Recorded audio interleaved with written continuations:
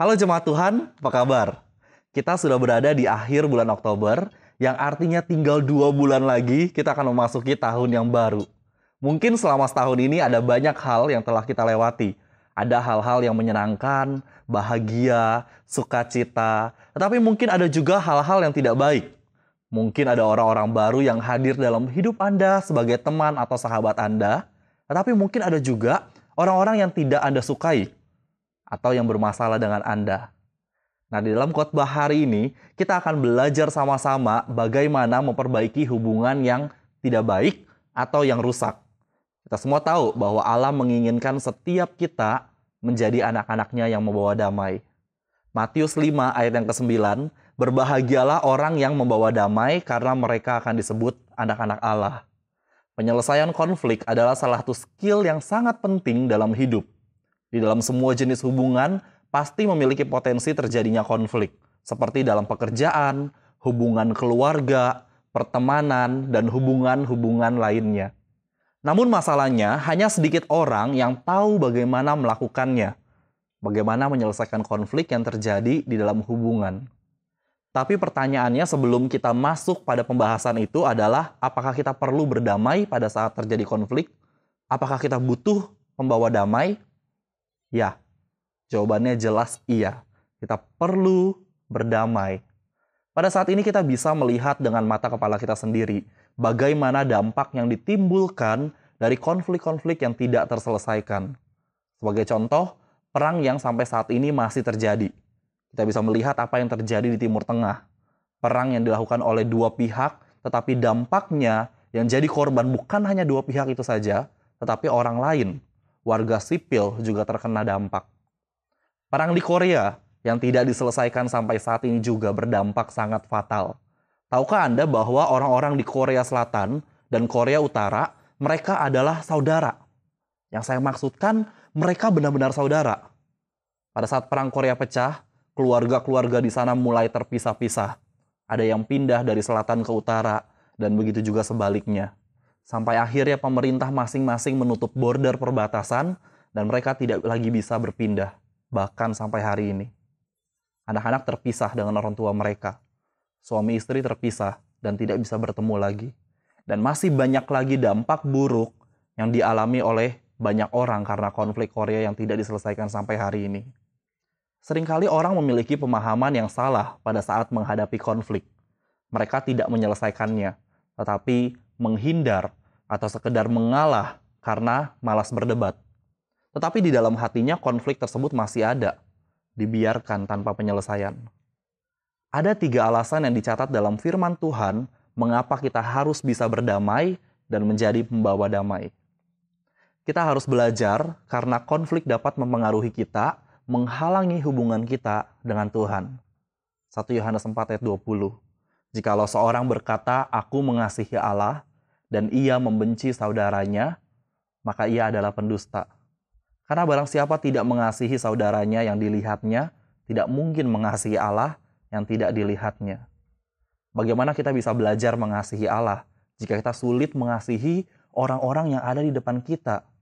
Mereka yang terlihat oleh mata kita, mereka yang berdekatan dengan kita. Yang kedua, konflik menghalangi jawaban doa-doa kita. 1 Petrus 3 ayat 7 berkata, demikianlah juga kamu, hai suami-suami, hiduplah bijaksana dengan istrimu sebagai kaum yang lebih lemah. Hormatilah mereka sebagai teman pewaris dari kasih karunia, yaitu kehidupan, supaya doamu jangan terhalang. Tuhan mengasihi orang-orang yang bukan saja mengasihi Dia, tetapi juga bisa mengasihi ciptaannya. Yang ketiga, konflik menghalangi kebahagiaan kita. Di dalam Ayub 18 ayat 4 berkata, kemarahanmu hanya menyakiti dirimu. Haruskah untuk kepentinganmu bumi kehilangan penduduknya dan gunung-gunung dipindahkan dari tempatnya? Konflik dan perselisihan bisa membuat kita kehilangan sukacita, terlebih jika kita tidak mau menyelesaikannya.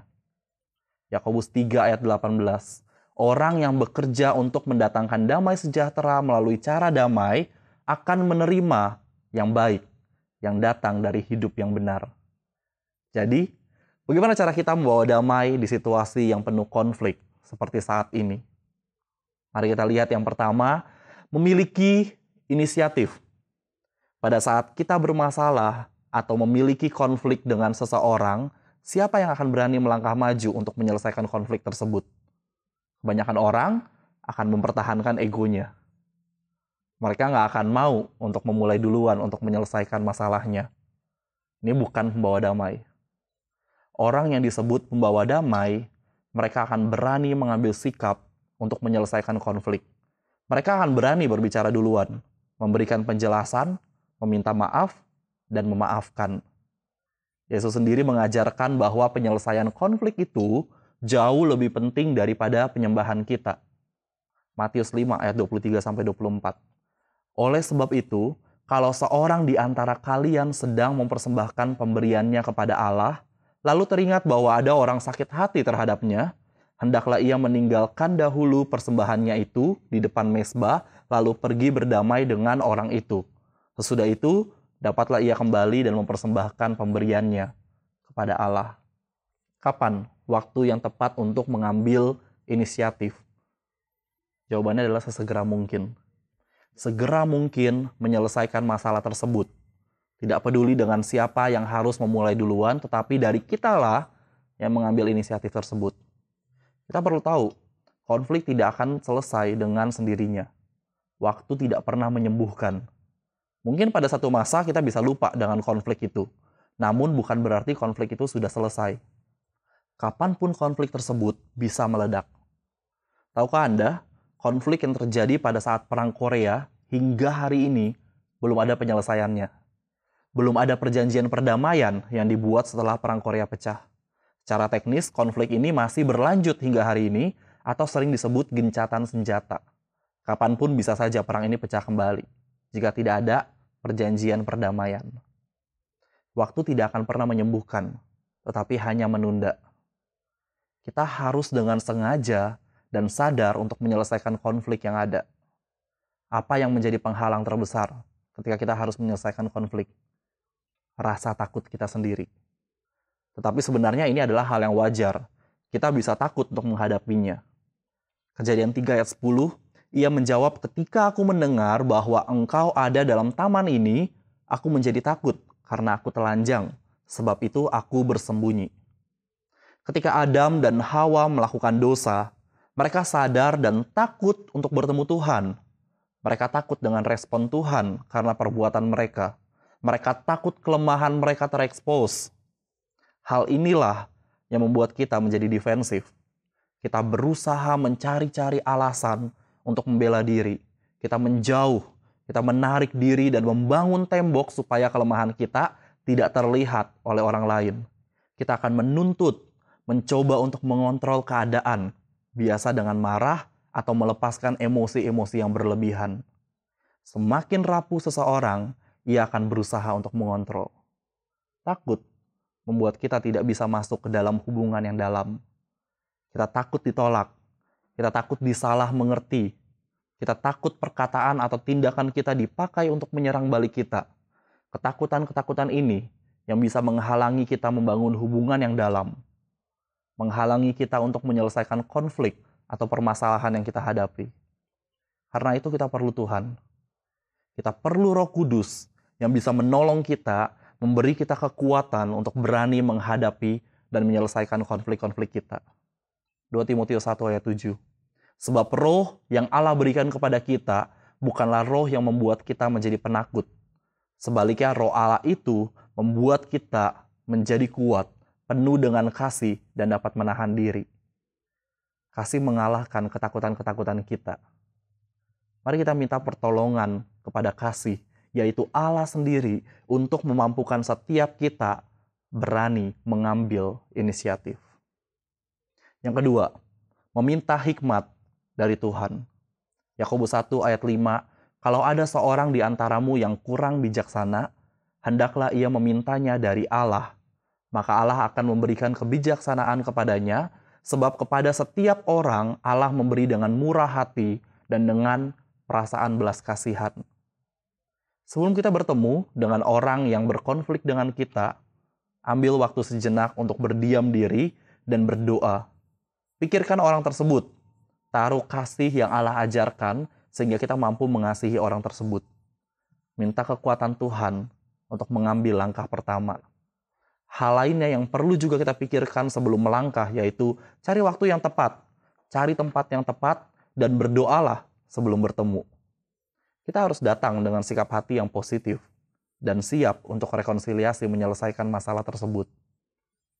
Yang ketiga, mulailah dengan kesalahan saya. Dalam hal ini, kita perlu kerendahan hati. Mungkin kita tahu bahwa kesalahan ada pada orang tersebut. Tetapi dengan rendah hati, kita harus memulai dengan kesalahan yang kita lakukan. Meskipun mungkin 90% kesalahan ada pada orang tersebut, kita bisa meminta maaf terlebih dahulu dengan 10% kesalahan kita. Jangan pernah memulai rekonsiliasi dengan menuduh, menyerang, dan menyalahkan orang tersebut. Ini nggak akan menyelesaikan masalah, karena orang tersebut pasti akan menganggap ia sedang dihakimi. Alkitab mencatat bahwa penyebab utama dari konflik adalah egois. Dari manakah asalnya segala perkelahian dan pertengkaran di antaramu? Bukankah itu berasal dari keinginan-keinginanmu yang terus saja berperang di dalam dirimu untuk mendapatkan kesenangan dunia? Konflik itu sebenarnya ada dalam diri kita. Saat hati kita penuh damai, yang terjadi di luar tidak akan mengacaukan kita. Kita mungkin tidak setuju, tetapi hal tersebut tidak akan membuat kita marah. Banyak pasangan yang memutuskan hubungan mereka dengan alasan sudah tidak cocok lagi. Ini salah. Kenyataannya, memang tidak ada satupun orang yang cocok satu dengan yang lainnya. Semua orang mempunyai perbedaan dan sangat memungkinkan perbedaan tersebut tidak disukai oleh orang lain.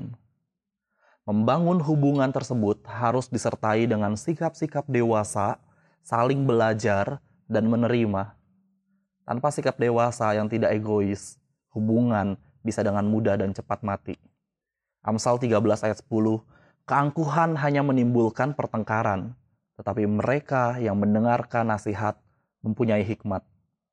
Matius 7 ayat yang ketiga dan 5, mengapa kalian melihat selumbar di mata saudaramu, sedangkan balok di dalam matamu tidak engkau ketahui?